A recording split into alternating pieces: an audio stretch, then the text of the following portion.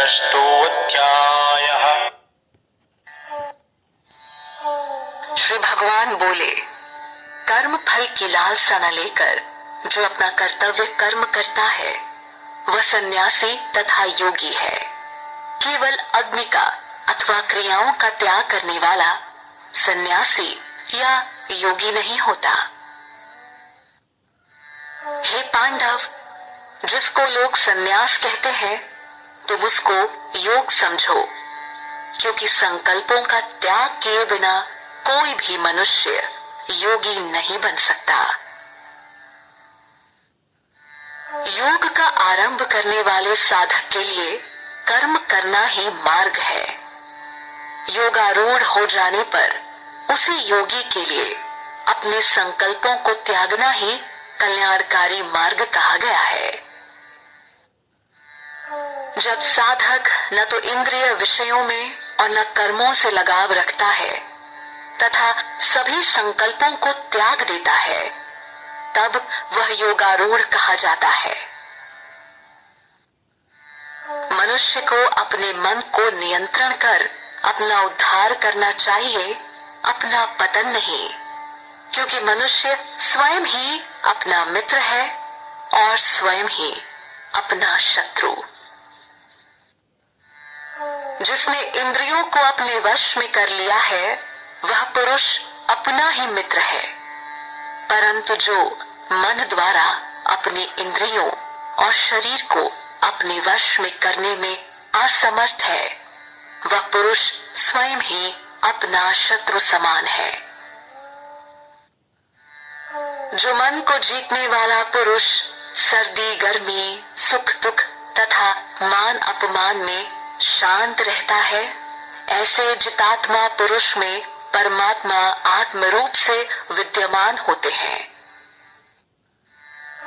जिसका अंतःकरण ज्ञान तथा आत्म अनुभूति से तृप्त है, जिसने इंद्रियों को अपने वश में कर स्थिरता अपना ली है तथा वह मिट्टी के ढेले पत्थर और सोने में समान भाव रखता है, ऐसा योगी योगारूढ़ कहा जाता है।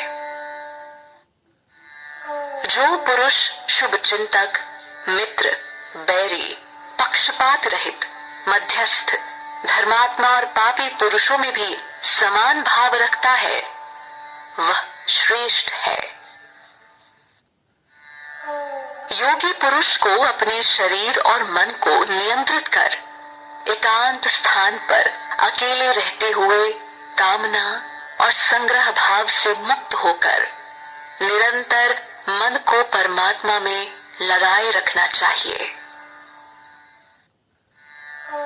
साफ सुथरे स्थान पर जो न अधिक ऊंचा हो और न अधिक नीचा, पहले कुश घास फिर मृग छाल और उसके ऊपर एक वस्त्र बिछाकर अपना आसन तैयार करके उस आसन पर बैठकर चित्त और इंद्रियों को वश में रखकर मन को एकाग्र करके आत्म शुद्धि के लिए योग का अभ्यास करना चाहिए।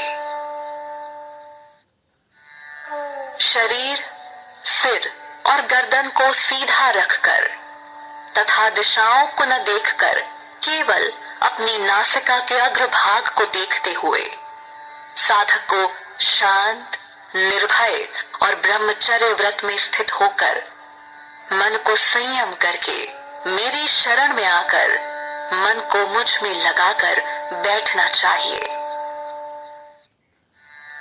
इस प्रकार संयमित मन का योगी मन को स्थिर करने का सदा प्रयास करता हुआ मुझ में स्थित परम मोक्ष को प्राप्त होता है।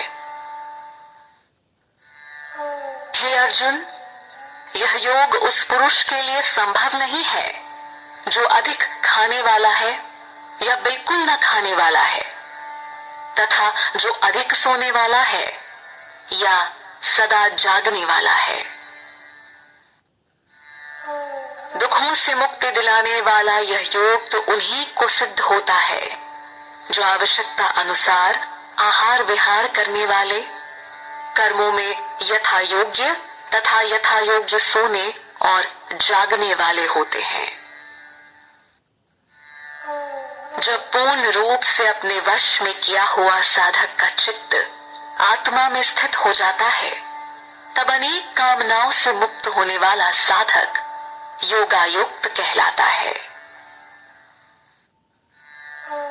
जिस प्रकार स्थिर वायु वाले स्थान में रखे दीपक की लौ स्थिर होती है, उसी प्रकार योग का अभ्यास करते हुए योगी का चित्त भी परमात्मा के ध्यान में स्थिर हो जाता है।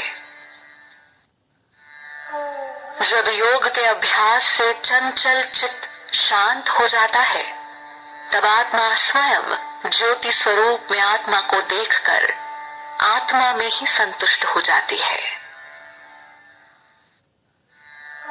इस अनंत सुख जो कि इंद्रियों द्वारा अनुभव से परे है तथा शुद्ध बुद्धि द्वारा ग्रहण करने योग्य है, इसमें स्थिर होकर वह ध्यान योगी फिर कभी तत्व से विचलित नहीं होता।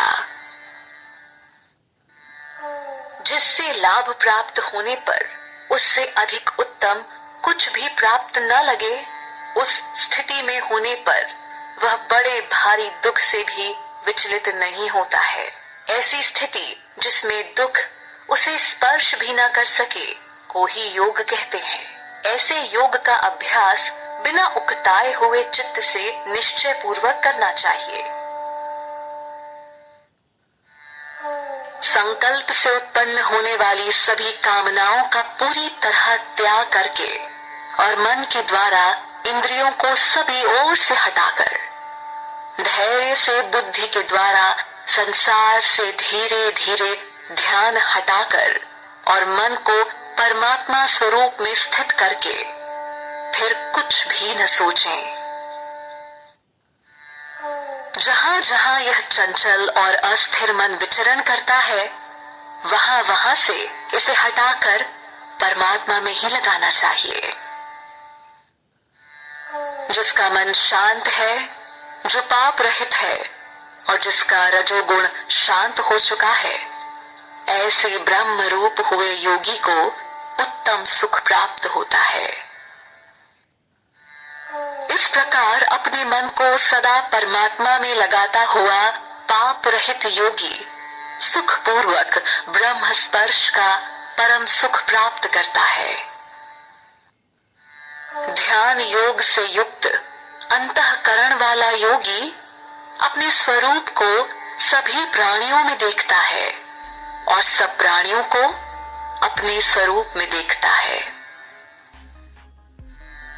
जो मुझे सब में देखता है और सबको मुझ में देखता है, उसके लिए मैं कभी अदृश्य नहीं होता और वह मेरे लिए कभी अदृश्य नहीं होता।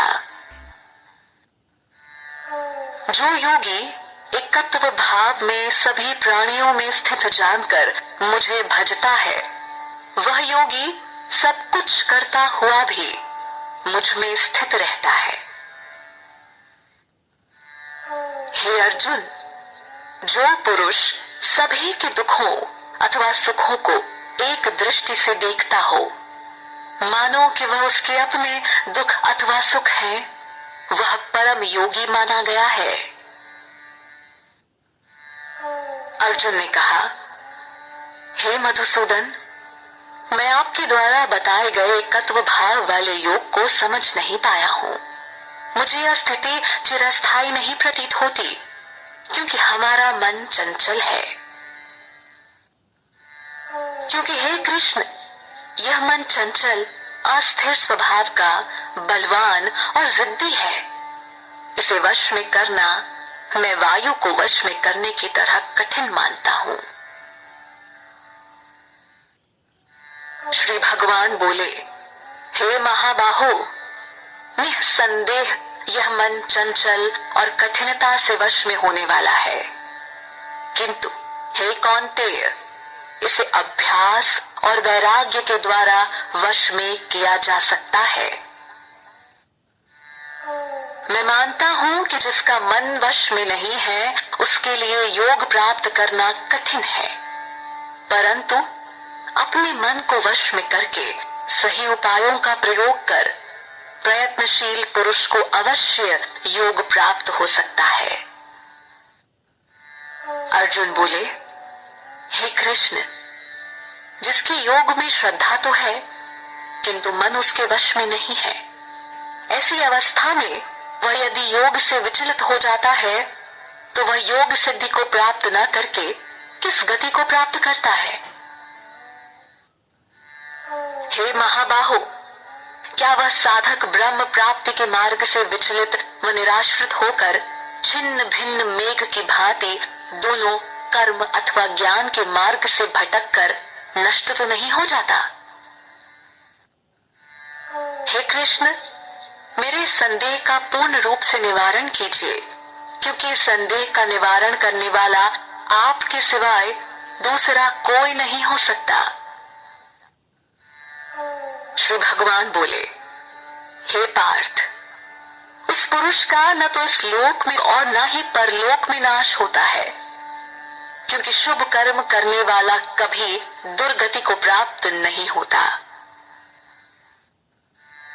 योग से भटका हुआ साधक पुण्य करने वाले लोकों को प्राप्त कर वहां दीर्घ काल तक रहकर शुद्ध आचरण वाले धनवान के घर जन्म लेता है, अथवा वह साधक ज्ञानवान योगियों के कुल में ही जन्म लेता है। इस प्रकार का जन्म लेना संसार में बहुत ही दुर्लभ है।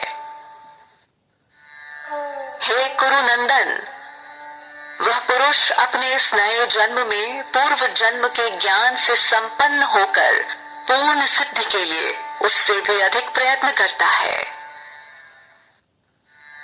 उसी पूर्वाभ्यास के कारण वह साधक भोगों के परवश होता हुआ भी योग की ओर आकर्षित होता है। योग का यह जिज्ञासु वेदों का अनुसरण करने वाले से उत्तम माना जाता है,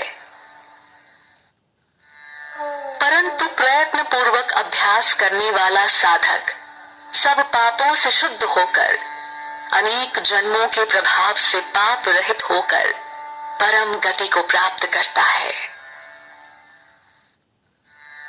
क्योंकि तपस्वियों से, ज्ञानियों से और कर्मियों से भी योगी श्रेष्ठ है, ऐसा मेरा मत है।